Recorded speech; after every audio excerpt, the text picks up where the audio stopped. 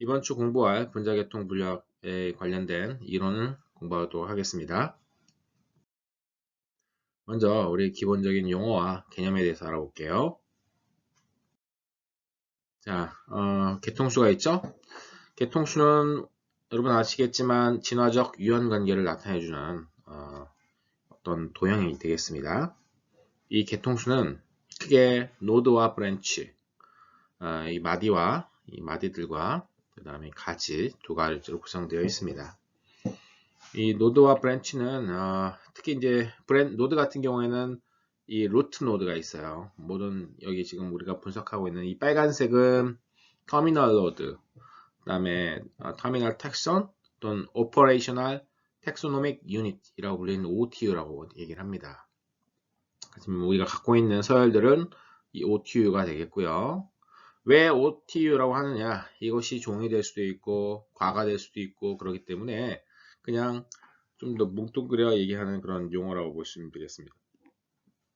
그 다음에 이제 이 검정색은 internal node 또는 hypothetical ancestor, 가상의 조상이라고 얘기하고 있고요. 지금 여기 5개의 터미널 노드가 있는데 이 터미널 노드가 하나로 이렇게 만나는 점이 있겠죠? 그 부분을 우리가 루트, 모든 공통조상이라고 얘기를 합니다.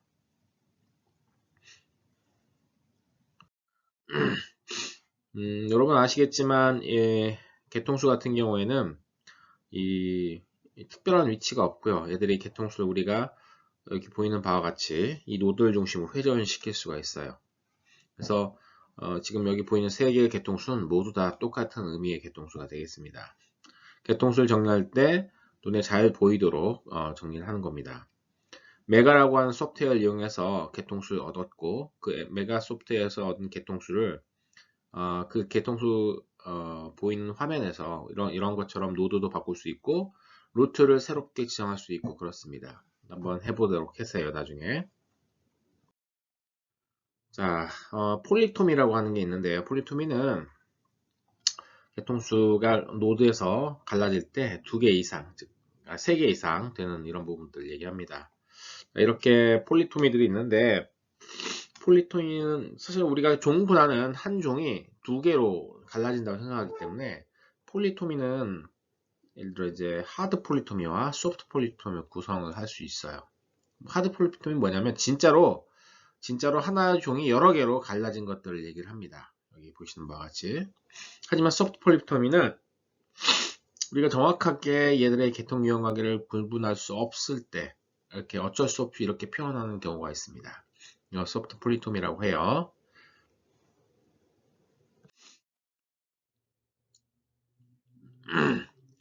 자, 우리가 개통수를 좀 간단하게 지금 이런 도형 형식으로 말고 우리가 가로와 문자 형식으로 표시할 수 있는 방법이 지금 여기 보이는 뉴익 트리 포맷이라고 얘기를 합니다.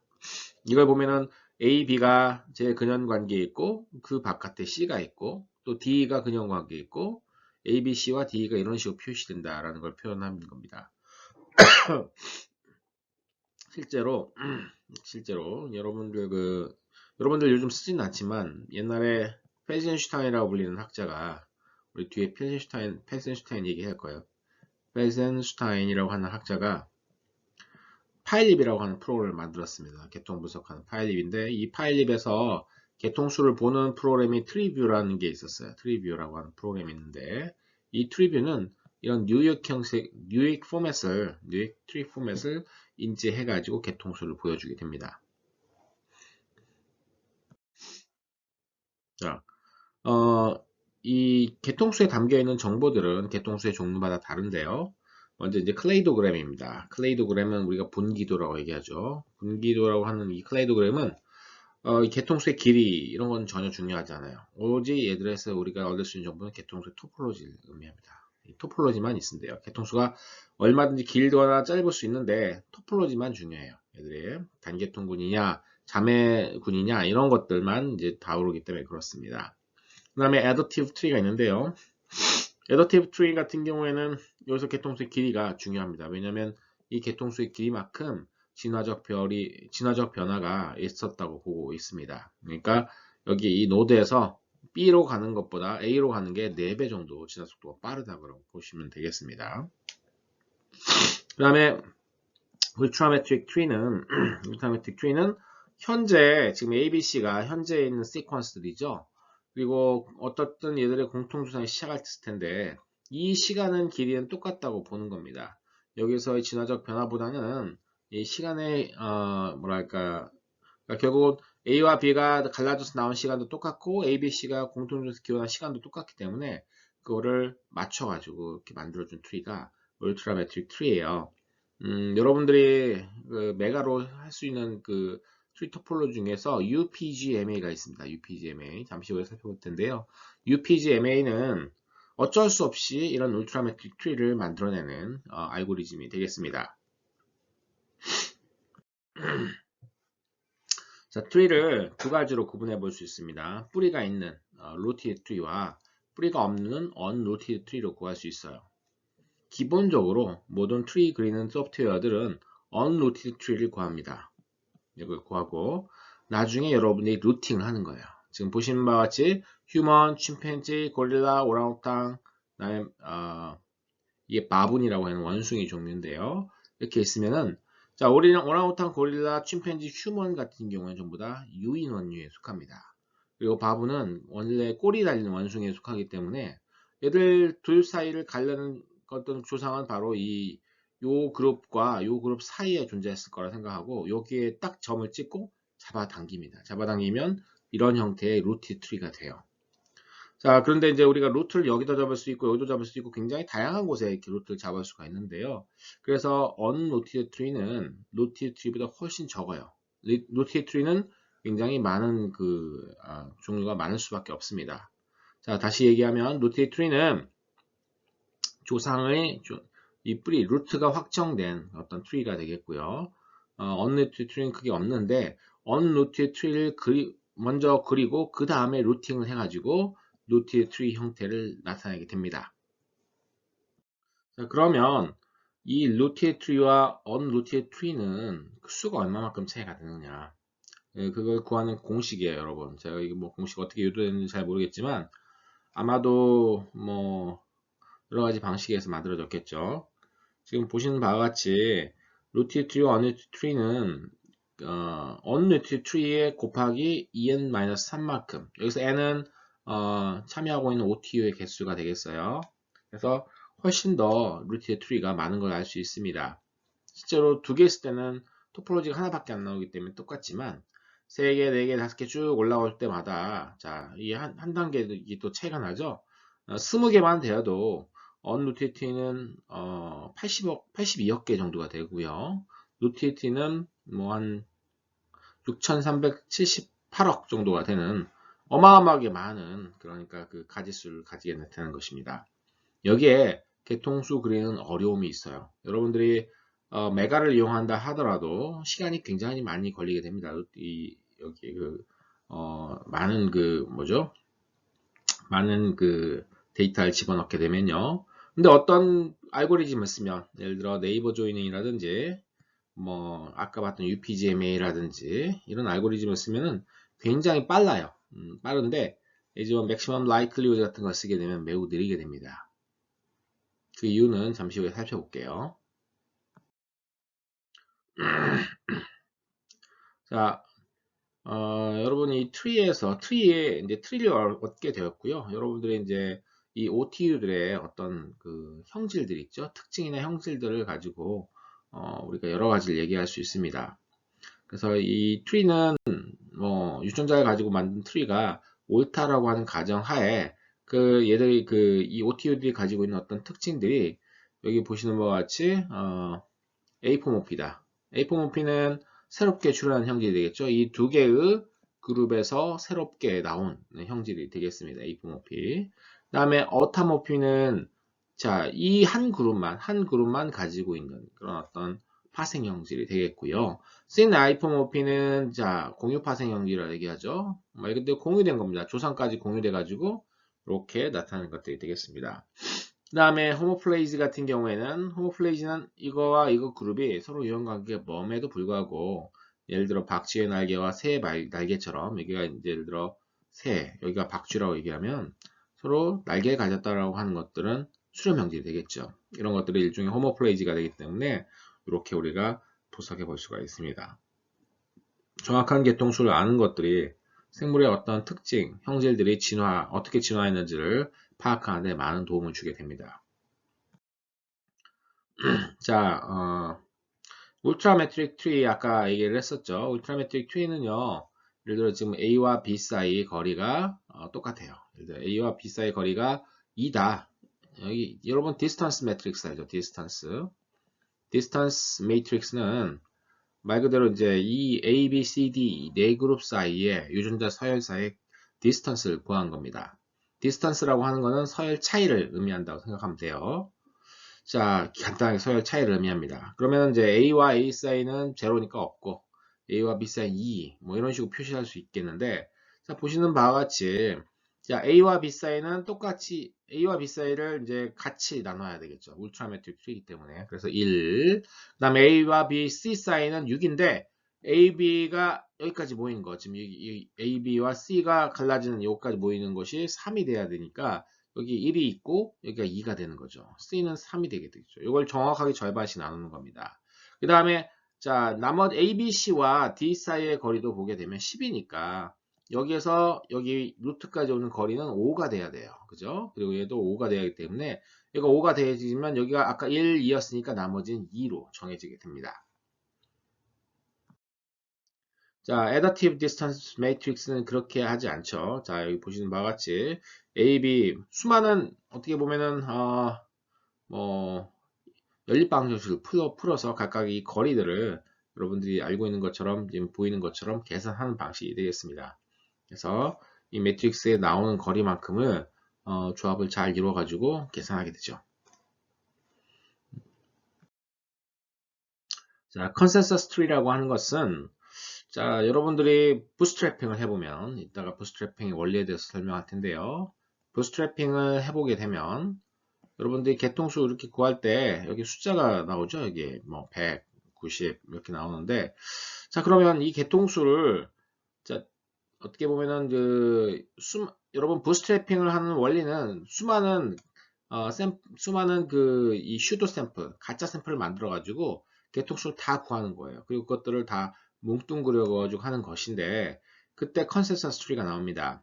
한 가지 예를 들어 이제 이들 사이에 여러 가지 그 유형 관계를 반영한 트리가 예를 들어 지금 세 가지가 지금 나왔어요. 휴먼, 침팬지, 고릴라, 오랑우탄, 그다음에 바본 이 사이에서 자, 이렇게 되면은 어떤 트리는 이렇게 생겼고 어떤 트리는 이렇게 생겼어요. 세 가지가 아니라 두 가지입니다. 그러면은 예를 들어 이렇게 생긴 것과 이렇게 생긴 것의 공통점을 찾아보니까 O, B는 기본적으로 바깥으로 나와 있어요. 하지만 H, CG 사이의 관계가 어떤 때는 HC, 어떤 때는 CG가 가까운 거죠. 그렇게 되면은 이들 사이에 일종의 하드 텍소, 소프트 폴리토미처럼 이렇게 폴리토미로 구성하는 겁니다. 이런 것들이 우리가 컨센서스 트리라고 얘기를 하겠고요. 가끔은 여기 보시게 되면은 여기 가끔은 그 컨센서스 트리를 구할 때 스트릭트하게 방금 전에 봤던 것처럼 이거 여러 개가 나오는 후보들은 폴리토미로 구하는 게 좋겠어 라고 하는 방식도 있지만 머저리티 룰에 의해서 예를 들어 이제 A, B가 서로 같이 나온 거 하나, 둘이죠. A, B가 같이 나온 게 둘이기 때문에 셋 중 둘이에요. 그래서 여기를 67로 표시하고 A, B, C가 같이 묶여 나온 것은 전부 다 하나, 둘, 셋, 세 가지가 모두 다 마찬가지였고요. 그런 경우에는 100. 그 다음에 A, B, C, D가 같이 묶여 나온 것 하나, 둘, 두 가지 있으니까 67. 이런 식으로 표시하는 겁니다. 즉, 얘들의 토폴로지 중에 다수를 차지하는 것들을 적어 놓고 얼마만큼의 다수 있는지를 거기에 숫자로 표시하는 겁니다. 여러분들이 부스트래핑에서 보는 것도 이거와 동일하다고 생각하시면 됩니다. 자, 이제 분자계통의 어떤 분자계통 분석을 하는 방법에 대해서 공부를 해보도록 할게요. 자, 파이로제네틱 트리를 구하는 과정들은 먼저 뭐 과학의 과정과 똑같습니다, 여러분. 자, question. 여러분들이 어떤 그 질문을 던지는 거예요. 예를 들어 이제 포유동물 조류는 파충류에서 진화했다 라고 하는 그런 어떤 질문들을 던지게 됩니다. 진화했을까? 라고 하는 질문을 던지게 되면 자, 그러면 조류와 파충류 그 다음에 포유류 조류는 포유류와 같이 이렇게 온혈동물이라고 하는 그런 카테고리에 들어 있었기 때문에 포일도 포함시키고 그래서 choose sequence 데이터를 이제 모으기 시작합니다. 여러분 아시겠지만 우리는 GenBank라고 하는 어마어마하게 큰 데이터베이스가 존재하죠. 이 GenBank 안에서 여러분들이 시퀀스를 여러분들 원하는 시퀀스를 찾을 수가 있어요. 자, 그런 시퀀스를 찾은 다음에 멀티플 시퀀스 얼라인먼트를 하게 됩니다. 메가에서는 클러스타일과 그다음에 머슬이라고 불리는 두 가지 알고리즘을 제공하고 있죠. 이 메가에서 제공하는 두 가지 알고리즘 중 하나 선택해서 이 시퀀스들의 멀티플 얼라인먼트를 하게 됩니다. 멀티플 얼라인먼트는 3개 이상의 서열을 같은 위치끼리, 같은 자리끼리 서로 배열시키는 과정들입니다. 그래서 이 배열하는 과정에서 어떤 서열들은 예를 들어 똑같이 있지만 다른 서열은 그 부분이 없으면 이렇게 갭이 형성이 되죠. 예를 들어 CCC, GCG 뭐 이런 식으로 이렇게 이제 배열이 되게 됩니다. 이렇게 배열되는 걸 만들고 이렇게 배열시켜야만 우리가 올바른 곳끼리 이렇게 비교를 할 수가 있는 것이죠. 그래서 이런 multiple sequence alignment를 한 다음에 그 다음에 이제 specification of evolutionary model, 즉 sequence evolution 모델을 우리가 선택하게 됩니다. 이거는 이제 sequence evolution 모델을 선택하지 않는 것은 maximum parsimony 하나밖에 없고요. maximum parsimony는 잠시 후에 얘기하겠지만 이거는 다른 모델이라든지 어떤 전제 조건이 전혀 없습니다. 전제 조건 전혀 없는 그런 모델, 그런 알고리즘, 그런 방법이고요. 나머지 방법들은 예를 들어 우리가 서열과 서열을 비교할 때도 얼마만큼 서열들이 차이가 나는지의 모델이 있고요.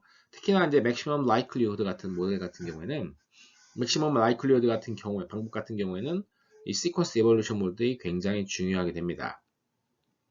자, 그 다음에 method of tree construction을 구하게 되겠죠. 여기 보면 distance, parsimony, likelihood, Bayesian. 안타깝게도 여러분 메가에서는 이 베이시안 방법을 찾아볼 수 없습니다. 하지만 베이시안에 대한 원리에 대해서는 오늘 이 시간 설명을 할게요. 그 다음에 이제 테스트 하이퍼테시스 개통수를 구해서 과연 우리가 아까 처음에 던졌던 질문 파충류로부터 조류가 기원했다라고 하는 질문이 맞는지를 확인하는 겁니다. 파충류 조류는 워낙 유명한 사례이기 때문에 그렇지만 나머지 사례들은 그렇지 않죠. 근데 여러분들이 그 부분에 대해서 좀 잘 했으면 좋겠어요.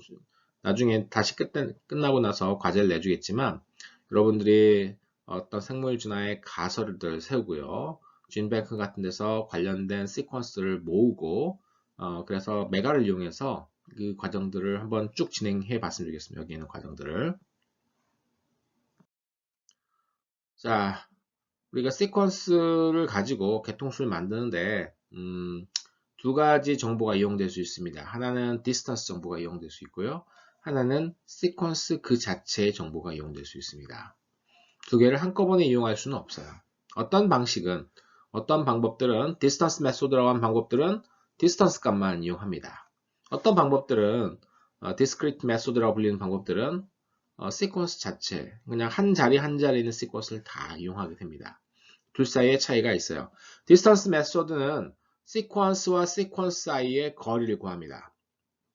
예를 들어 시퀀스 1번과 시퀀스 2번을 보게 되면 단순히 시퀀스 뉴클레오타이드 차이를 계산하게 되면요. TA 차이 나죠. TAT 차이 나죠. 그 다음에 나머지 똑같습니다. 그러면 1과 2 사이의 거리는 3이 되겠습니다. 1과 1 사이의 거리 3. 이런 방식으로 113도 구하고 14도 구하고 23도 구하고 24도 구하고 이런 식의 어떤 그 거리를 구하는 방식. 그래서 거리를 매트릭스로 표현해서 그걸 이용하는 것이 바로 디스턴스 메소드의 방법이고요.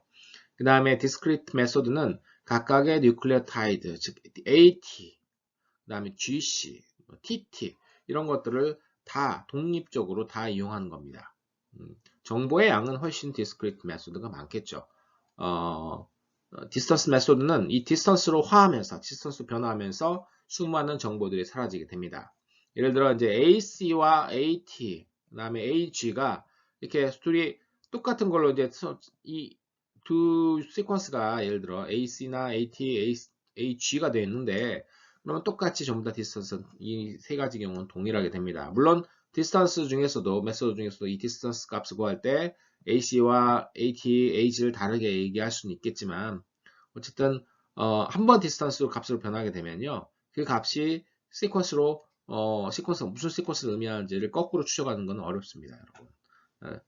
아무튼 대신 이제 디스턴스 값은 디스턴스 메소드는 빠르다고 하는 장점이 있어요.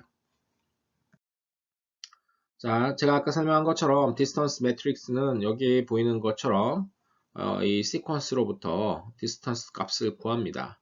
디스턴스 값을 구해가지고 이렇게 얘기하는 것이고요. 그 다음에 이 파시모니 메소드는 디스크리트 캐릭터를 이용하는 방법 중에 하나인데요. 파시모니는 1번, 2번, 3번, 4번 서열의 가장 이 서열의 어떤 서열사의 개통수를 그리고 그 개통수를 그리는데 그 개통수상에 이 서열들의 변화가 최소로 나타날 수 있는 그런 개통수를 구하는 것들, 이게 맥시멈 파시몬입니다. 여기 지금 보게 되면 이 디스턴스 메소드를 구하는 걸 볼 수 있죠. 먼저 디스턴스 매트릭스를 구하고요. 그 디스턴스 매트릭스로 디스턴스 트리를 구하게 됩니다. 그 디스턴스 트리를 구하게 되면 예를 들어 1과 2 사이의 디스턴스가 3이고 1과 3 사이의 디스턴스가 2, 2, 1이니까 5고 이런 식으로 이 디스턴스 값에 따라서 얘들의 연립 방정식을 풀어준다고 생각하시면 됩니다. 각각의 노드, 이 트리, 이 브랜치의 길이들을 계산해 가지고 그리고 트리 토폴로지를 나타내 가지고 이것들을 최대한 표현할 수 있는 개통수를 얻는 겁니다. 자, 우리가 디스턴스와 또 이 디스크리트 캐릭터를 비교하는데 아까 제가 연도차 얘기했어요. 예를 들어 이제 이 디스크리트 메소드를 쓰는 파시모니 같은 경우, 그 다음에 디스턴스를 쓰는 이런 미니멈 에볼루션보다 둘 사이의 알고리즘은 비슷한 경향이 있습니다만, 훨씬 더 많은 정보를 포함하고 있다. 그러니까 트리의, 예를 들어 여기 트리의 거리뿐만 아니라 이 여기에서 어떤 시퀀스 A가 C로 바뀌고 이런 것들이 좀 더 디스크리트 캐릭터를 이용한 방법에서는 좀 더 많은 정보들이 포함되어 있다는 것을 여러분 이해해 주면 좋겠습니다. 자, 여기 보게 되면 이제 멀티플 시퀀스 얼라이먼트를 보여주고 있죠. 멀티플 시퀀스 얼라이먼트는 뭐 제가 얼라이먼트를 왜 하는지에 대해서는 얘기를 했었습니다.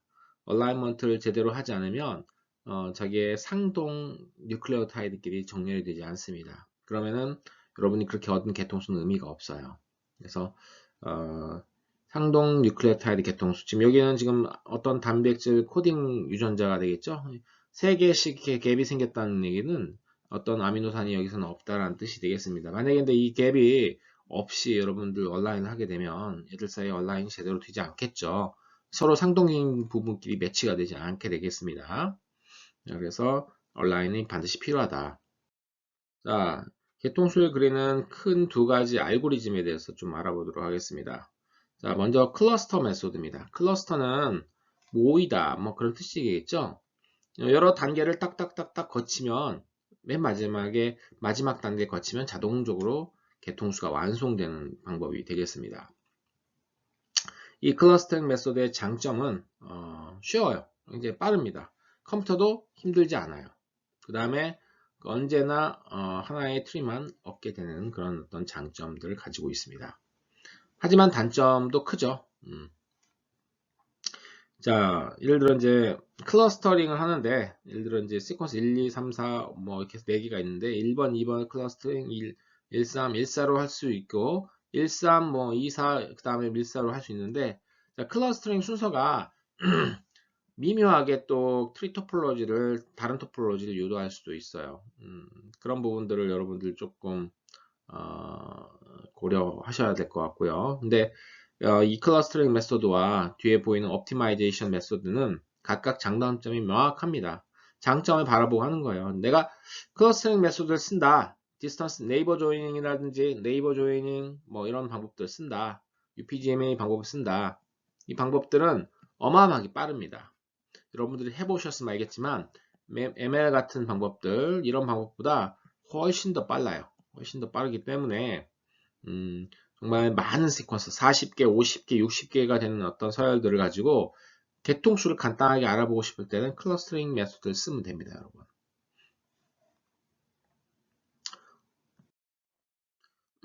클러스터링 메소드 원리는 간단하죠. 여기 보시는 바와 같이 첫 번째 스타트 트리는 A, B, C 셋 사이에서는 예를 들어 이거는 쉽게 구할 수 있겠죠. 예를 들어 이제 B, C가 A 사이의 거리보다 좀 더 가깝다든지 이렇게 되면 이렇게 표시가 되겠죠.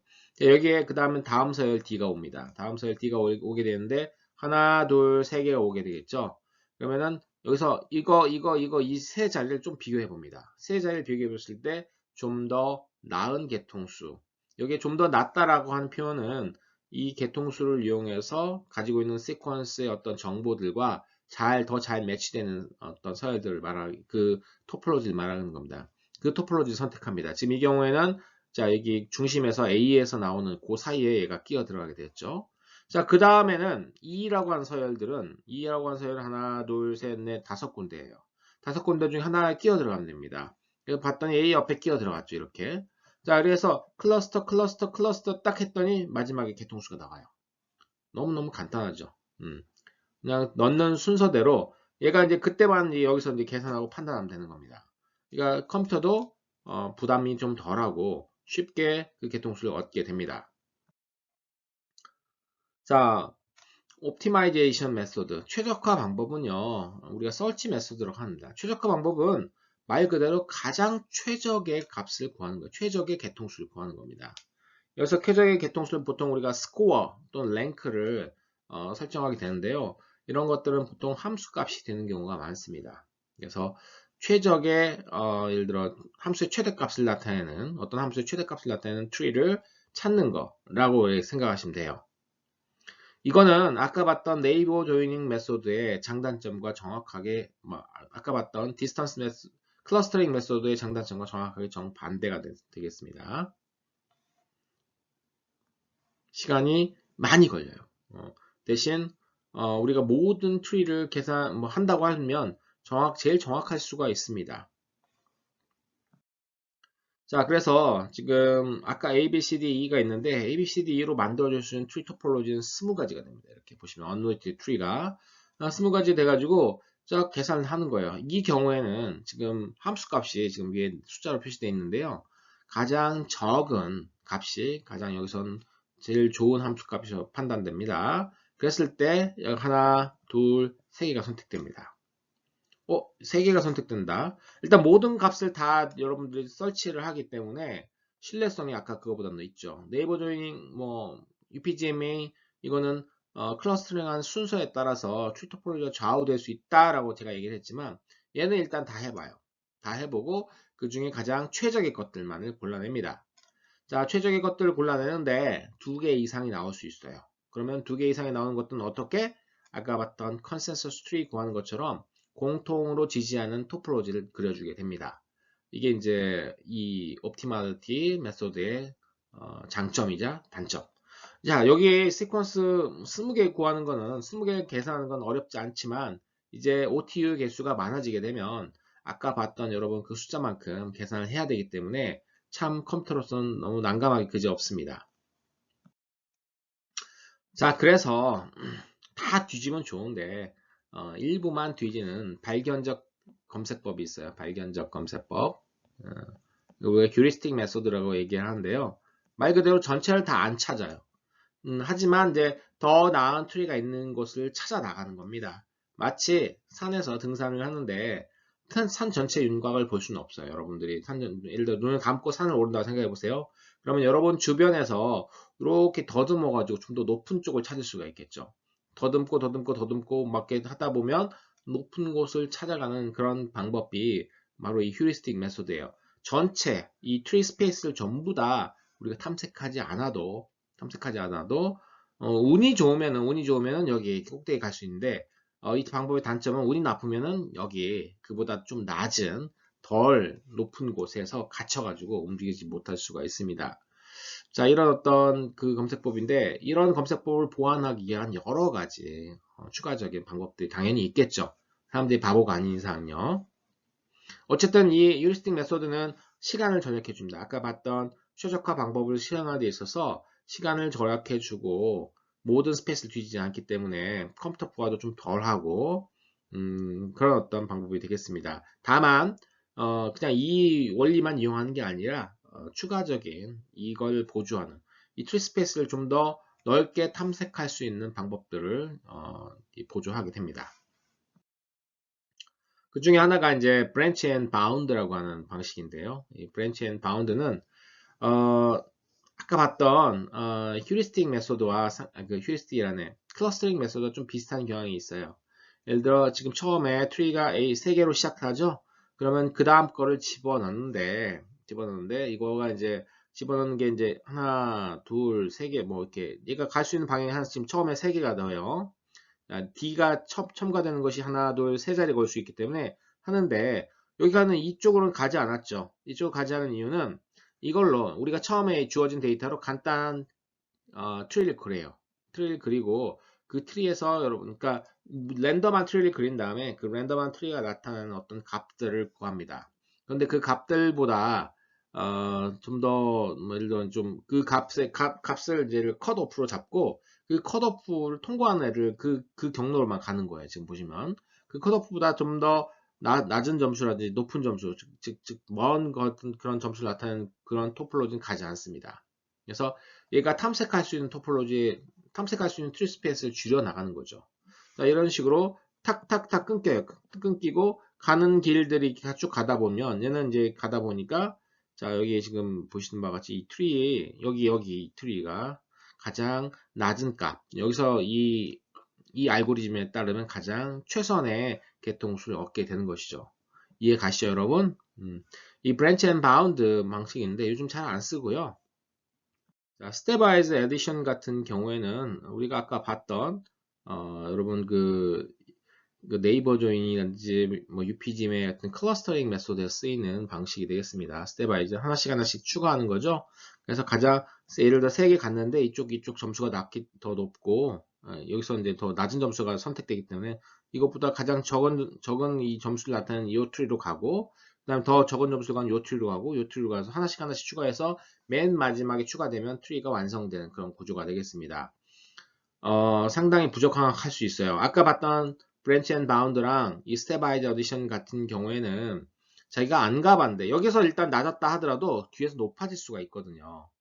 그런 부분들을 이제 놓치는 경우가 있기 때문에 좋은 방법은 아닙니다, 사실은. 그래서 휴리스틱 메소드 아까 봤던 발견적 검색법의 보완제로서 여기 지금 브랜치 스와핑이라고 하는 방식들을 이용합니다. 이 브랜치 스와핑은 세 가지 알고리즘이 존재해요. 먼저 nearest neighbor interchange라고 부르는데 예를 들어 지금 어떤 개통수를 얻었어요. 지금 예를 들어 여러분 꼭대기가 아까 올라간다고 그랬죠? 이렇게 올라가는데 예를 들어 이 꼭대기에 다다랐는데 이 꼭대기에서 다른 산으로 이제 전환시켜 주는 겁니다. 그래서 둘 사이의 거리를 D2를 브랜치를 바꾼다든지 아니면 뭐 트리 바이섹션 앤 리커넥션인데 트리를 두 개로 자른 다음에 다른 곳에 붙인다든지 아니면은 subtree pruning and regrafting이라고 해서 이 경우에는 작은 트리를 나눠 가지고 이것들을 다시 붙인다든지 이거랑 별로 차이 없어 보이지만 자, 이런 어떤 브랜치 스와핑 방법을 이용해서 이 산에서 저 산으로 이렇게 왔다 갔다 할 수 있게 됩니다. 그리고 이제 보통은 요즘 컴퓨터가 좋으니까 얘들이 이제 막 굴러가는 게 여러 개를 굴려요. 여러 개를 굴리고 자, 높은 데로 굴러가는 것들로 몰아주는 게 있습니다. 이걸 예를 들어 4개를 노드를 4개를 굴려가지고 계산하다가 일단 높은 값을 나타내는 노드 쪽으로 이렇게 쉬프팅을 하는 그런 알고리즘도 존재해요, 여러분. 한때 유행했던 방법 중에 하나인데 여기에 나오는 쿼텟 퍼즐링이라고 하는 그 방법은 자 시퀀스 4개를 트리를 토폴로지를 구하는 건 어렵지 않아요. 그래서 예를 들어 A, B, C, D, E, F, G 뭐 이런 식으로 있으면은 예를 들어 4개씩 해서 토폴로지를 구한 다음에 그것들을 종합하는 방식이 되겠습니다. 그래서 이 방법도 과거에 유행했던 방법이긴 하지만 지금은 거의 쓰이진 않아요. 자, 이제 트리를 계산하는 여러 가지 방법들을 비교해 볼까요? 제가 아까 얘기한 것처럼 디스턴스와 그 다음에 이 discrete 캐릭터 메소드인데 discrete 캐릭터 메소드는 nucleotide site를 직접 이용하는 것들이 되겠습니다. 그 다음에 트리 빌딩 메소드에는 optimality 크리테리온과 클러스터링 알고리즘 두 가지가 있는데 각각에 해당되는 게 UPGMA, 네이버 조이닝, 맥시멈 파시머니, 맥시멈 라이클리후드, 베이시안 이게 이제 이쪽 서로 상반된 사분면에 존재하는 것들이고요. 미니멈 에볼루션은 옵티멀티 크리테리언 쓰는데 최적화 방법을 쓰긴 하지만 디스턴스 값을 이용합니다. 잘 쓰진 않습니다만 여러분 메가에는 있을 거예요. 여러분 메가 소프트웨어 그 트리 그린 구 방법에는. 그래서 메가에는 이 베이시안 방법을 제외한 나머지 5가지가 모두 다 이제 존재합니다. 자, 미니멈 에볼루션 뭐 얘기를 해보면은 이 디스턴스 값을 구하죠. 그 디스턴스 값을 구한 다음에 이 브랜치 랭스를 여러분 알겠죠? 이게 예를 들어 브랜치 랭스들이 있는데 이 브랜치 랭스가 가장 최소인 것을 찾아내는 것이 미니멈 에볼루션이 되겠어요. 그러니까 모든 트리의 브랜치 랭스를 다 계산합니다. 그 중에서 가장 짧은 브랜치 랭스를 가진 것 트리를 선택하는 알고리즘이 바로 미니멈 에볼루션 방법이 되겠어요. 그러니까 일종의 최적화 방법이라고 볼 수 있습니다. 그래서 미니멈 에볼루션의 방법을 뭐 여기서 계산하게 되면 지금 뭐 사람부터 이 유인원과 이 긴팔 원숭이까지 이들의 디스턴스 값을 주고요. 이 디스턴스 값으로부터 이 지금 트리 브랜치 랭스를 가장 최적화한, 가장 적은, 짧은 길이의 트리를 우리가 골라내게 되는 과정입니다. 그 다음에 네이버 조이닝 메소드는요. 하나씩 집어넣고 길이를 구하는 거죠. 자, 먼저 네이버 조이닝 메소드는 여기 보이는 바와 같이 지금 여기서는 중간 단계부터 나오는데 처음에는 별처럼 시작합니다. 모든 1번부터 예를 들어 8번까지의 트리 그 OTU들이 이렇게 별처럼 있다고 처음에 가정하고 처음에 2개씩을 뽑아요. 자, 여기 보이는 바와 같이 A처럼 1, 2를 먼저 뽑아요. 그러면 1, 2가 1, 2가 계산되면 X가 나오고 그 다음에 3, 4, 5, 6, 7, 8에 되어 있는 Y가 있을 거죠. 그러면 이 1, 2, 3, 이들 사이에 이 트리 거리가 나옵니다. 트리 거리가 나오는데 이 트리 거리가 짧은 것들을 계산합니다. 짧은 거, 가장 짧은 거. 1, 2를 뽑았을 때 트리 거리가 짧은가? 1, 3, 1, 4 이런 식으로 했을 때 가장 짧은 페어를 먼저 골라내요. 자, 그 다음에 이제 1, 2가 이제 가장 짧았다고 보게 되면요. 그 다음에는 자, 여기 5, 6, 7, 3, 4, 5, 6, 7, 8 중에 또 가장 짧은 페어를 골라냅니다. 그때 페어에는 1, 2가 합쳐진 페어도 들어있어요. 그러니까 1, 2가 합쳐진 페어. 여기 1 플러스 2, 2, 3, 4, 5, 6, 7, 8이 되겠죠. 자, 여기서 또 하나씩 골라냅니다. 골라내고 마지막까지 딱 골라내면 개통수가 완성이 되는 그런 형태가 되겠어요. 그러니까 이것도 일종의 클러스터링 방법이고 클러스터링 방법이 되겠죠. 디스턴스 값을 이용하게 됩니다. 전체를 다 뒤지지 않고 하나씩 집어넣는 이런 과정 거치고 맨 마지막 과정이 끝나면 개통수가 완성되는 클러스터링 방법이 되겠어요. 자, 네이버 조이닝처럼 UPGMA도 디스턴스 값을 이용하고 클러스터링을 이용하는 그런 방법이 되겠습니다. UPGMA 같은 경우에는 우리가 아까 봤던 이 울트라매트릭 트리를 떠올려 보세요. 그 울트라매트릭 트리에서 나온 그런 그 개념이라고 생각하시면 됩니다, 여러분. 울트라매트릭 트리에서 하나씩 둘씩 선택되는데 얘들의 디스턴스 값은 예를 들어 1, 2와 예를 들어 1, 2와 1, 4의 1, 2와 4, 2의 디스턴스 값이 차이가 있을 수 있는데 그것들의 평균 값을 구해서 하게 되면요.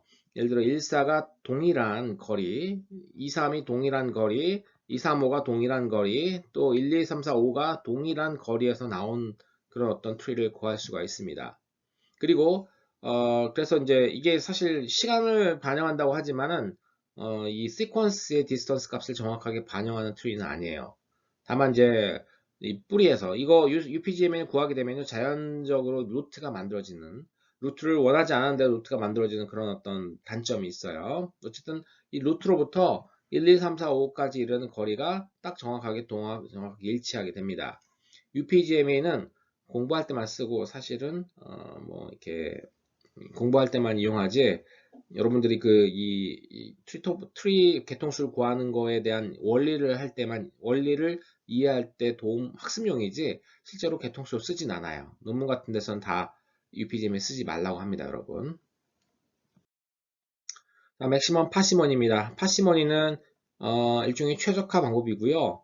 역시 아까 미니멈 에볼루션과 비슷한 그런 어떤 미니멈 에볼루션은 길이가 가장 짧은 걸 구했죠. 가장 짧은 길이의 개통수를 선택하는 건데 파시모니는 그 안에서 이 개통수의 토포로지 내에서 가장 적은 변화가 나타나는 개통수를 구하는 겁니다.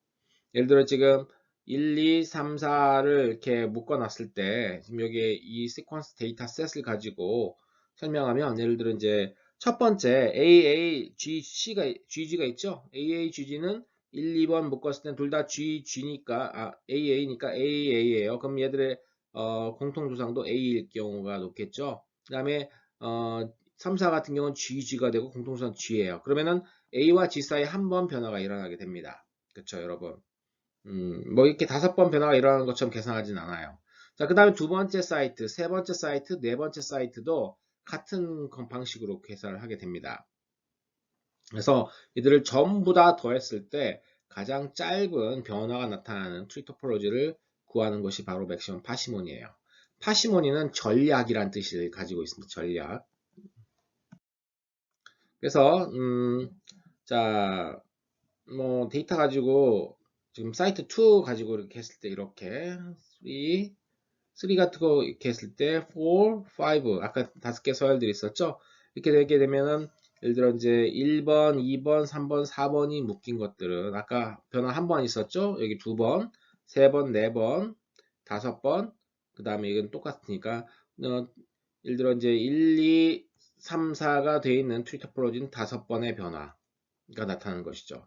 또 1, 3, 2, 4가 나타나는 변화도 전부 다 토탈로 계산하고 또 1, 4, 2, 3 나타나는 트리 토포로지 계산해서 어떤 트리 토포로지가 가장 적은 변화수를 나타내는지 보고 그 적은 변화수를 나타내는 트리를 선택하게 되는 겁니다. 자, 그래서 이제 여기 나오고 있죠. 자, 1, 2, 3, 4가 5번, 1, 3, 2, 4가 6번, 1, 4, 2, 3이 7번이면 당연히 1, 2, 3, 4를 선택하게 되는 겁니다. Generalized Parsimony는 지금 여기가 웨이팅을 주는 겁니다. A에서 ATGC가의 사이의 변화를 전혀 웨이팅을 주지 않으면 그냥 동일한 확률로 이렇게 변한다고 생각하는데 자, 이런 것들 말고 조금 더 예를 들어 AG는 서로 퓨린이고 CT는 피리미딘이기 때문에 퓨린과 퓨린 또는 피리미딘 사이의 변화보다는 퓨린과 피리미딘 사이의 변화에 훨씬 더 웨이팅을 주는 겁니다. 이게 일어나기 어려운 사건이기 때문에 그래서 이걸 가지고 이 웨이팅을 가지고 파시모니를 구하는 걸 우리가 generalized 파시모니라고 얘기해요. 근데 알겠지만 어떤 방법이 이거 그럴싸하지만 여기서 웨이팅을 얼마만큼 줄 것인지에 따라서도 그 웨이팅을 얼마만큼 줄 것인지 이런 부분들도 사실 근거가 불명확합니다. 쉽지 않죠, 여러분. 자, 웨이티드 파시모니를 구해가지고 하는 방식인데 제가 아까 설명한 그런 방식으로 똑같이 그냥 변화가 하나가 아니라 예를 들어 다른 변화의 2배가 될 수 있다는 것만 여러분 잘 아시면 되겠습니다. 자, 파시모니는 뭐 한때 많이 이용됐었어요. 한때 많이 이용됐고요. 하지만은 지금은 전혀 이용되지 않고 있습니다. 이용됐던 이유 중에 하나는 일단은 직관적이에요, 굉장히 여러분. 예. 왜냐하면 변화의 수가 적은 거가 가장 최적이다. 여러분 오캄의 면도날이라고 하는 그거 아시죠? 가장 짧은 것이 가장 최선이다라고 하는 것이 되겠습니다. 개통수, 진화적 변화라는 것도 둘러 가는 것이 아니라 가장 짧은 가장 짧은 것이 가장 최선이다라고 보는 것이 바로 이 파시모니의 기본 그 베이스가 되겠어요. 그래서 어떠한 가정이 가장 최소로 필요하고 그러니까 이 진화적 과정에 대한 그 가정이 가장 최소로 필요해요. 그냥 가장 적은 수의 변화가 가장 최선이다. 뭐 이런 것 정도지요. 하지만 이제 그렇죠. 그래서 많이 연구가 됐고요. 여러분은 지금 안 쓰지만 파워업이라고 불리는 프로그램이 있습니다. 파워업이라고 불리는 프로그램인데 여기서 이 P가 Phylogenetic Analysis using Parsimony예요. 파시모니를 본격적으로 소프트웨어로 이용한 어떤 그 선구자적인 그런 그 개통수 분석 프로그램이 되겠습니다. 지금은 쓰지 않습니다, 거의. 자, 파시모니를 왜 쓰지 않느냐? 제가 아까 펠센스타인 얘기를 했었죠. 펠센스타인이 시뮬레이션 해봤습니다. 자, 근데 디스턴스 값이 예를 들어 이제 이렇게 생긴 트리를 실제 트리는 이렇게 생긴 트리가 있어요. 그러니까 A, B가 서로 묶이고요. C, D가 묶이는데 자, A, B, C, D가 이렇게 묶이는데 실제로 이 실제 트리는 이거지만 여기서 C와 A가 길이가 굉장히 길어지게 되는 것이죠. 이걸 우리가 long branch라고 얘기를 합니다. long branch인데 이 long branch가 파시모니에서는 서로 long branch끼리 묶이는 것이 훨씬 더 진화적 변화가 짧게 나와요. 그래서 그걸 우리가 long branch attraction이라고 하고 이 조셉 헤이센슈타인이 그거를 시뮬레이션으로 밝혀내서 파시모니에 대한 단점을 부각시킵니다. 그런 다음부터 파시모니 거의 쓰지 않아요, 여러분. 자, 파시모니가 이제 쓰이지 않게 되니까 그 다음 뜬 것이 바로 맥시멈 라이클리후드입니다. 파시모니보다 훨씬 더 컴퓨터한테 디맨딩한, 컴퓨터가 힘들어하는 그런 방식 중에 하나입니다. 컴퓨터를 가혹하게 혹사시키는 그런 방식인데요. 맥시멈 라이클리후드의 원리 자체는요. 1900년대 초에 로날드 피셔라고 불리는 여러분들 진화 역사에서 나왔던 집단 조작의 창시자 중에 한 명입니다. 이 로날드 피셔가 이미 다 생각한 방법입니다. 오래된 방법인데 감히 그때는 계산을 손으로 할 수 없어요. 이 라이클리후드 자체를. 그래서 그 뒤에 이제 컴퓨터가 발달하고 이렇게 되면서 라이클리후드 자체를 본격적으로 이 개통수 분석에 이용할 수 있게 됩니다. 자, 라이클리후드는 일종의 펑션이 되겠습니다. 함수예요. 라이클리후드 함수는 이렇게 구성되어 있습니다. 어떤 확률의 함수가 되겠죠. 자, 그래서 하이퍼세시스의 조건부 확률인데 어떤 하이퍼세시스 가설에 기반해서 데이터가 나타날 확률을 우리가 likelihood라고 얘기를 합니다. 복잡하겠죠, 여러분. 자, 여기서 이 하이퍼세시스는 tree가 되겠고요. 데이터는 당연히 sequence가 되겠습니다. 그러니까 이 개통수가 맞다라고 가정하면 이 데이터셋이 내가 가지고 있는 그 데이터셋이 얼마만큼 나올 확률, 그 데이터셋을 얻을 확률이 얼마인지를 계산하는 것입니다. 사실 시퀀스를 가지고 또 트리를 가지고 함수를 만든다는 게 보통 쉬운 일은 아니에요. 그리고 트리를 만들 때 정말 많은 요소들이 가미가 되기 때문에 이 함수는 정말 어마어마하게 복잡한 함수가 되겠습니다. 자, 맥시멈 라이클리후드에서는 아까 봤던 함수에 필요한 요소인 tree도 있고요. 그 다음에 데이터셋, 시퀀스셋도 있지만 거기에 한 가지 더 시퀀스 이볼루션 모델도 들어가야 됩니다. 세 가지가 들어가서 만들어지는 아주 복잡한 함수가 되겠죠. 그리고 이 복잡한 함수는 각각의 사이트 우리가 A 시퀀스 쭉 있으면 A, G, C 뭐 이런 식으로 쭉 돼 있잖아요. 그러면 이거 얼라인 된 게 또 예를 들어 A, C 뭐 이렇게 쭉 돼 있고 쭉 돼 있을 겁니다. 얼라인 된 데이터셋이 있는데 이 얼라인 된 데이터셋 각각의 사이트별로 전부 다 likelihood 값을 구해요. 그리고 그 likelihood 값을 다 더해 줍니다. 아까 봤던 맥시멈 파시머니와 굉장히 유사하죠. 그래서 모든 likelihood 값을 사실 그냥 likelihood 값 더해주는 게 아니라 로그 likelihood를 더해줘요. 로그에서의 합은 곱셈으로 나타나되죠. 그래서 로그 likelihood 값을 다 더해줍니다. 그게 훨씬 계산이 편하니까요. 그래서 가장 최대값을 나타내는 이 트리와 그다음에 트리를 선택해가지고 여러분 그 트리를 maximum likelihood tree라고 얘기를 합니다. 그래서 맥시멈 라이클리드 메소드를 대략 간단하게 보게 되면요. 여기 이렇게 돼 있죠. 자, 1번부터 n까지 돼 있는 서열 이 데이터셋을 정렬된 데이터셋이 있고요. 그 중에 이제 j2번째를 구한다고 보세요. 트리 토폴로지는 1, 2, 3, 4인 경우에는 1, 2, 3, 4가 있고 1, 3, 2, 4가 있고 1, 4, 2, 3이 있겠죠. 이 세 가지가 있는데 이 세 가지 중에서 세 가지 가지고 각각 다 계산하는 겁니다. 자, 그래서 이렇게 봤어요. 이렇게 봤을 때 CCAG를 넣었어요. 좀 CCAG를 넣게 되면은 자 CCAG가 지금 트리토폴로지 첫 번째를 가지고 이렇게 구할 수 있잖아요. 그죠? 그러면 CC의 공통조상 AG 뭐 이렇게 공통조상이 나올 겁니다.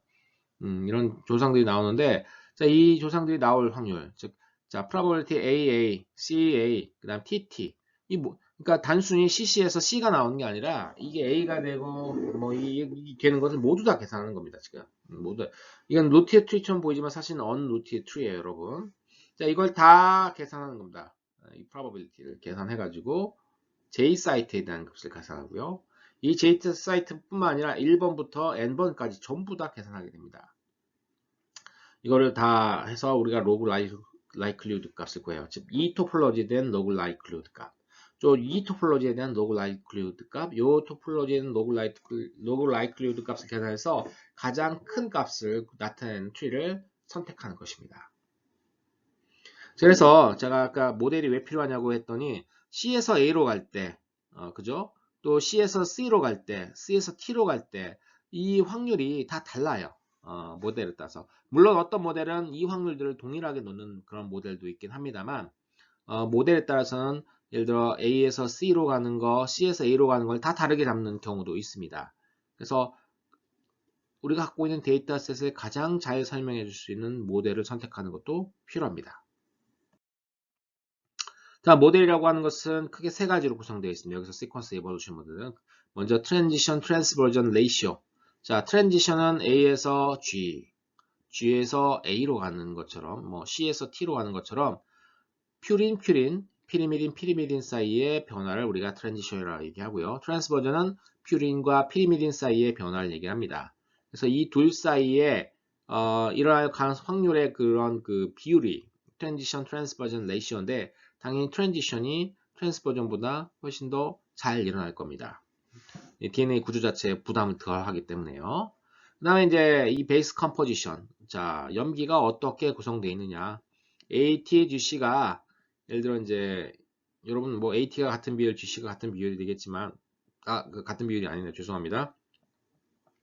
자, AT, GC가 얼마만큼 비율, 똑같이 1대1, 1대1의 비율로 있느냐, 아니면 비율이 다 다르냐, 이런 것들도 여기 모델에 포함되어야 되고요. Among Site Rate Variation은 뭐냐면 쭉 시퀀스가 있으면 시퀀스 사이에 정말 랜덤하게 돌연변이가 랜덤하게 차이가 이렇게 있는 경우가 있지만 어떤 시퀀스는 특정 부위에 이런 차이가 몰려 있는 경우도 있습니다.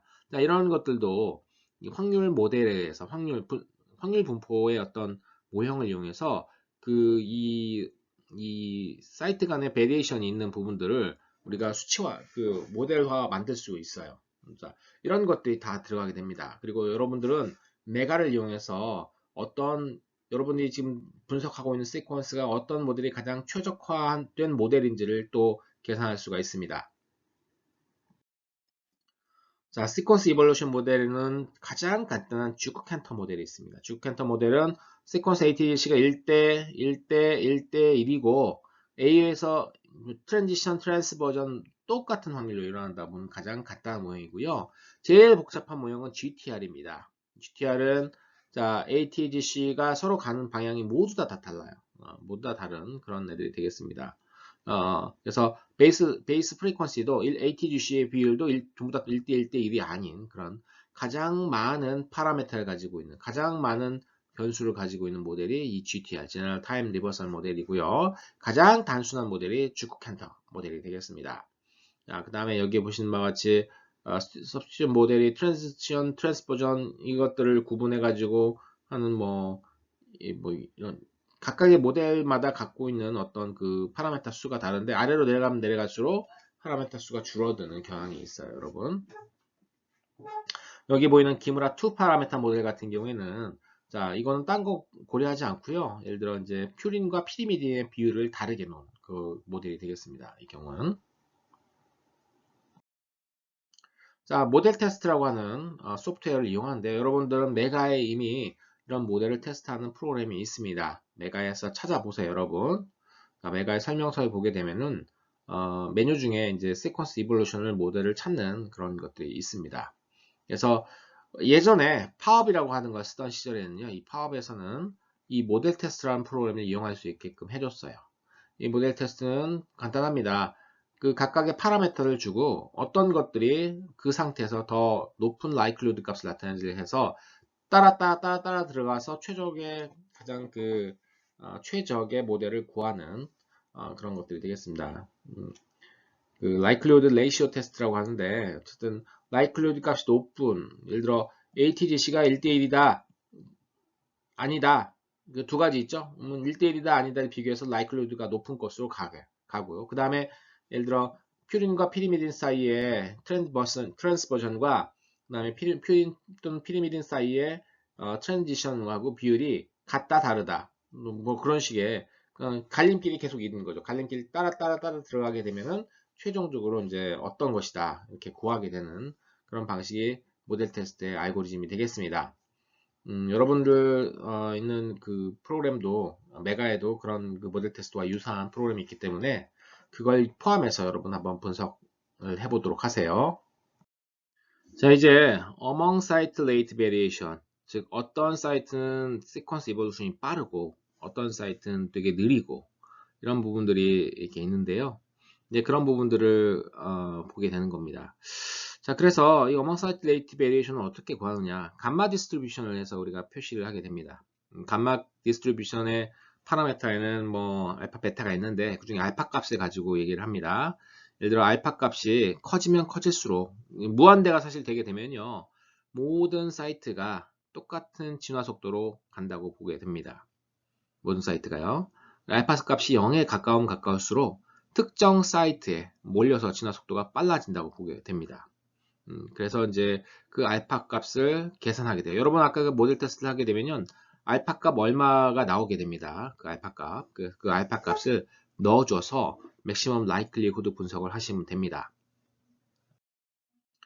자, 라이클리후드 방법이 뭐 맞는 건 아니죠. 사람이 만든 건데 맞는 게 있을 수는 없습니다만은 일단은 모델을 필요로 한다라고 하는 거 이것이 이제 큰 장점이다. 단점이 되겠습니다. 정말 적절한 모델을 찾는 것이 쉽진 않아요, 사실은. 그래서 모델 테스트 프로그램을 이용하긴 하지만 그것들이 또 맞다라고 하는 보장은 없습니다. 그래도 해줘야 되니까 해야 되겠죠. 그 다음에 이제 아까 봤던 그런 계산들을 컴퓨터가 다 해야 됩니다. 그 라이클로드를 정확하게 제대로 하려면요 컴퓨터가 굉장히 힘들어요. 그래서 수많은 연산을 해야 되기 때문에 컴퓨터에 굉장히 부하가 많이 간다라고 하는 단점이 있어요. 자, 마지막으로 우리가 알아볼 개통수를 구하는 방법은 베이즈의 이론입니다. 베이즈라고 하는 사람이 베이즈도 통계학자예요. 통계학자인데 자, 이 베이즈의 정리를 만들면서 다음과 같은 공식을 구하게 됩니다. 그래서 아까 봤던 likelihood 값이 여기 있죠. 여기 시타는 어떤 가설이 되겠습니다. 그리고 그 가설에 그러니까 이 데이터가 줬을 때 그 가설이 나타날 그 어떤 예를 들어 여기서는 트리가 되겠죠. 개통수가 나타날 확률을 이걸 우리가 posterior probability라고 얘기를 합니다. posterior probability고요. 이 posterior probability는 다음과 같은 공식에 의해서 계산합니다. 여러분들이 아마 통계 시간에 배웠을 거예요. 여기에 likelihood 아까 봤던 likelihood 곱하기 prior를 구하는데 prior probability 구하는데 여기서 이 개통수 tree의 prior probability를 구하면 됩니다. 근데 뭐 아시겠지만 여러분 개통수에 대한 prior probability라는 게 있을 수 있는지 상당히 어려운 부분이기도 합니다. 이 prior를 구하는 부분이. 그 다음에 marginal probability of data는 전부 다 합친 것들입니다. 위에 있는 값들을 모두 다 합친 건데 자, 여러분 트리 스페이스가 얼마나 넓습니까? 이거 사실 현실적으로 요게를 다 뒤지는 건 어렵습니다. 잠시 후에 얘기하겠지만 그래서 베이지안 방법은 모든 공간을 탐색하는 대신에 일부 공간만 탐색하게 됩니다. 그리고 이 프라이어도 모든 프라이어를 계산하는 게 아니라 프라이어에서 랜덤리 즉 무작위적으로 만들어진 값들을 우리가 이용해 가지고 여기 이 posterior probability의 근사값을 구하게 돼요. 정확한 이 값을 구하지 않고요. 자, 베이시안과 이 ML 메소드는 요즘 두 가지 방식을 많이 이용하게 됩니다. maximum likelihood는 아까 봤던 것처럼 트리가 어떤 트리의 조건에서 그 데이터를 얻을 확률을 구하는 겁니다. 일종의 함수가 되겠죠. 여기에 보게 되면. 자, 베이지안 인퍼런스 같은 경우에는 데이터에 있을 때 그 트리가 나타날 확률을 계산하게 되는 건데 사실 이 확률이 나타나는데 이 확률을 가장 최대화하는 개통수의 무리를 구합니다. 자, 여기 보시게 되면 개통수 집합이에요. 하나의 개통수가 얘는 나오지만 얘는 개통수의 집합을 구하게 됩니다. 제가 아까 말씀드렸던 것처럼 얘도 하나가 있을 수는 있겠지만 실제로 그건 거의 불가능입니다. 현실의 베이지안 인퍼런스 같은 경우에는 그래서 약간 이 트리를 수집을 하게 돼요. 수집을. 자, 여러분 이제 MC, 메트로폴리스 커플드 마콥 체인 몬테칼로라고 불리는 랜덤 파라메터, 랜덤 트리와 랜덤 파라메터를 가지고 랜덤하게 그 다음 단계를 계속 만들어줘요. 이걸 이제 우리가 그냥 약칭으로 MC, 그리고 한 단계, 한 단계, 한 단계, 그 앞 단계에서 그 다음 단계가 또 그 앞 단계에서 그 다음 단계 나왔는데 이걸 우리가 뒤쪽에 MC, 마콥 체인 몬테칼로라고 얘기를 합니다. 자, 이 방식으로 해가지고, 자, 각각의 이 세대, 요 제네레이션, 그 다음 세대를 무작위적으로 이렇게 거의 만드는데요. 만드는데, 예를 들어 이제 그 무작위적으로 만들면은, MC 알고리즘에서는 이 무작위적으로 만든 것들에, 예를 들어 이제, likelihood 값을, 아니면 posterior probability를 구할 수 있겠죠. 그럼 이게 이 포스티리어 프로바빌리티가 이 앞에 거보다 높거나 낮게 되면은 그러니까 높을 수도 있고 낮을 수도 있는데 높으면 선택을 하고 낮으면 기각을 하게 됩니다. 그런데 이게 무조건 선택하고 무조건 기각하는 게 아니라 어떤 또 확률이 있어요. 그 확률을 역치값을 줘가지고 이게 기각하고 떨어뜨리고 왜냐면은 지금 잠시 낮다가 또 위로 올라가면 또 올라갈 수도 있잖아요. 그렇기 때문에 아주 복잡한 알고리즘에 의해서 얘가 왔다 갔다 하게 됩니다. 마치 우리가 아까 봤던 이 휴리스틱 메소드, 트리의 스페이스를 탐색하는 그런 방법과 비슷하다고 보시면 돼요. 자, 쭉 가요. 쭉 가서 예, 쭉 갑니다. 올라간 방향으로 올라가다 쭉 가다 보면은 이제 여기에서 더 이상 올라가지 않는 부분들이 있겠죠. 그러면 이 더 이상 올라가지 않는 부분들에서 트레이드를 수집해요, 여러분. 여기서. 정확하게 이 꼭대기가 없다고 보는 거예요. 그냥 얘들의 꼭대기 근처에 가장 높은 확률에 있는 트레이드를 그냥 수집하는 겁니다. 수집을 해가지고 이 확률을 다 모아가지고 아까 봤던 컨센서스 트리, 공통의 개통수를 구하는 것이 바로 이 베이지안 메소드의 핵심적인 부분이 되겠어요. 자, 그래서 처음에 이렇게 트리를 구하고 올라갑니다. 트리가 이제 조금씩 바뀌겠죠. 여기선 토포로지는 안 바뀌었지만 길이가 브랜치 랭스가 바뀌었습니다. 또 이게 랜덤하게 하다 보니까 예를 들어 이렇게 브랜치 스와핑 그 ABCD였는데 BCAD로 바뀌었어요. 그러면 이거는 보니까 포스티브 프로바빌리티가 요 likelihood 값이 낮게 떨어지니까 얘를 선택하지 않고 요걸 그대로 유지합니다. 자, 그러면 유지하다가 또 높은 거 나오면 또 올라갔다가 살짝 낮은 것도 얘들이 허용해 줄 수 있어요. 제가 아까 얘기한 것처럼요. 자, 이렇게 왔다 갔다 하고요. 자, 쭉 올라가면 이제 가장 높은 likelihood 값을 나타내는 부분들이 있겠죠. 이 부분에서 트레이드를 계속 수집을 하게 돼요. 물론 중간중간에서 수집을 하게 됩니다, 지금. 예를 들어 이제 이런 과정들을 반복하는 데 있어서 이 MCMC 방식을 수행하는데 예를 들어 만번 제너레이션당 하나씩 수집하도록 명령을 내릴 수 있어요. 그리고 이 MCMC의 전체 체인의 수를 100만 번, 1000만 번, 1억 번 이런 식으로 할 수가 있습니다.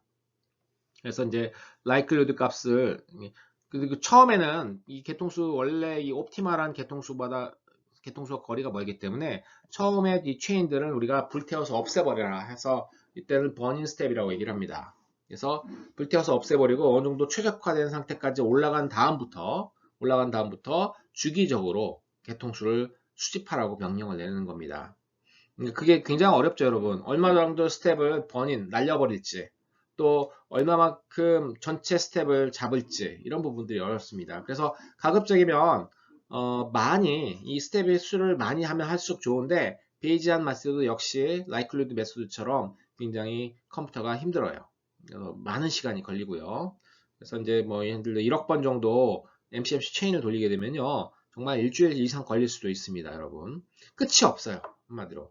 하지만 최적에 있는 개통수를 많이 수집하면 수집할수록 우리가 알고 있는 정말 오리지널 트리에 근접한다고 보기 때문에 이 MCMC 체인의 수가 많으면 많을수록 좋습니다. 자, ML 방법보다 조금 나은 방법은 스피드가 좀 빠르고요. 상대적으로. 그 다음에 부스트램핑을 할 필요 없습니다. 잠시 우리 부스트래핑 얘기를 할 텐데요. 저번에 수업 시간에 얘기를 했을 수 있어요. 부스트래핑은 뭐냐면 개통수 이렇게 있으면 여기에 이제 숫자가 나오죠. 이 숫자. 이 개통수의 노드를 얼마만큼 지지하는지 그 숫자를 계산할 때 슈도 샘플을 만듭니다. 원래 오리지널 데이터에서 일부 샘플을 추출해 가지고 개통수를 그려요. 그리고 그 개통수를 1000번, 뭐 100번 이렇게 해가지고 100번 중에 몇 번이 예를 들어 A, B 사이에 우리가 아까 콘센서스 트리를 그린 것처럼 했을 때 A, B가 100번 다 뭉쳤다. 그 트리 100이면 여긴 100이 되는 겁니다. 자, 이렇게 해서 따로 개통수를 그려줘야 되는 게 이 맥시멈 라이클리후드의 부스트래핑 방법이었으면은 사실 베이지아는 그럴 필요가 없는 게 얘가 여기서 수집이 되죠. 여기서 막 수집이 되면서 개통수를 뭐 10,000개, 10만 개를 수집하죠. 예를 들어 10만 개, 1000만 개를 수집할 수 있습니다. 그러면은 얘를 사이 컨센서스 트리를 구하면은 개통수와 비슷한 이 비슷한 그 여기 지금 숫자가 나오게 돼요. 대신 여기서는 부스트래핑 밸류라고 하지 않고요. 여기서는 posterior probability로 얘기를 합니다. posterior probability.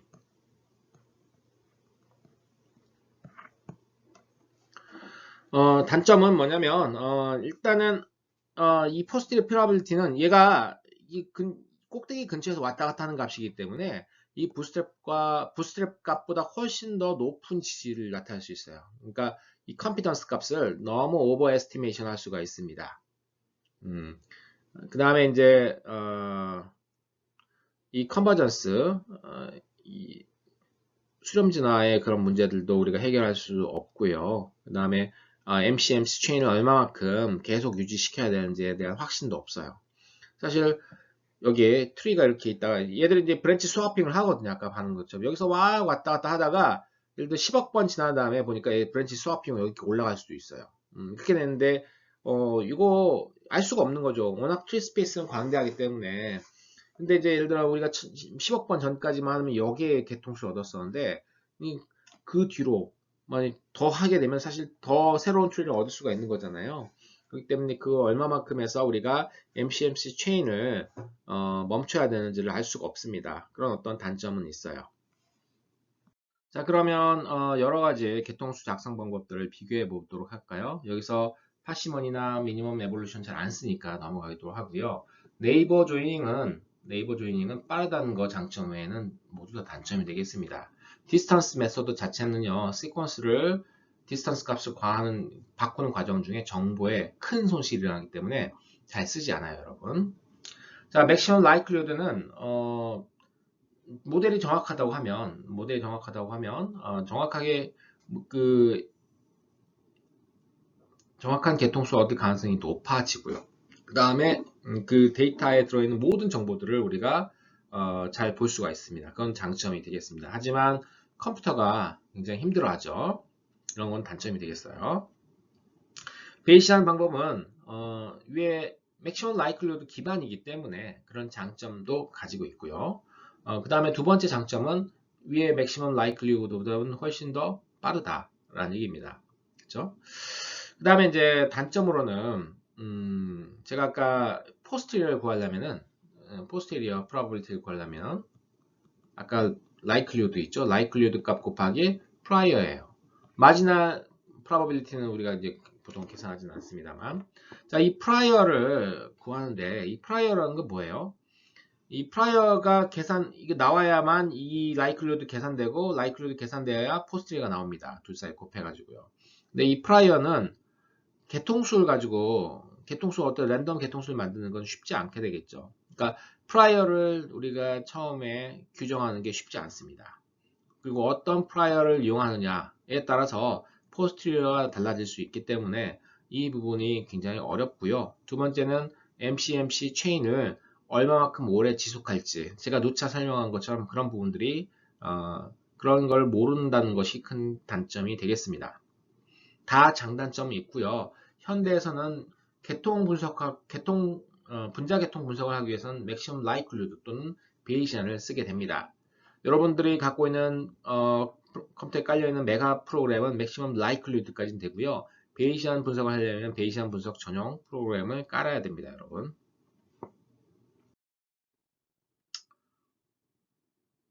자, 메소드 이 방법들 비교해 가지고 어떤 방법들 언제 쓸지 얘기를 해볼까요? 자, 시퀀스가 있고요. 얼라이먼트를 하고, 자, 시퀀스들이 상당히 서로 비슷하다라고 하면 맥시멈 파시모니 메소드를 쓰면 되겠습니다. 살짝 거의 똑같고 이 소수만 다르다 그러면 파시모니 메소드를 쓰는 게 큰 장점이고요. 왜냐면 아까 맥시멈 파시모니의 단점 중에 롱 브랜치 어트랙션이 있었죠. 이 시퀀스들이 너무 많이 다른 경우입니다. 이런 경우는 그렇기 때문에 시퀀스가 거의 차이 없다라고 하면 같은 종이다 아니면 뭐 근연종이다 이런 데는 이 맥시멈 파시모니 메소드 쓰면 되겠고요.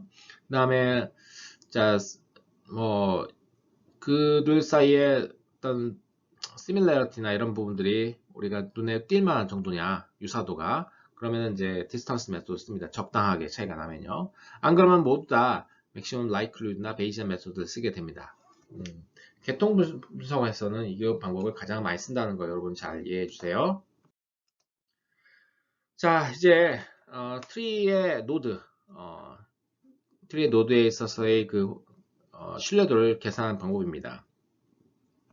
자, 노드의 신뢰도를 구할 때 가장 많이 쓰는 게 부스트래핑입니다.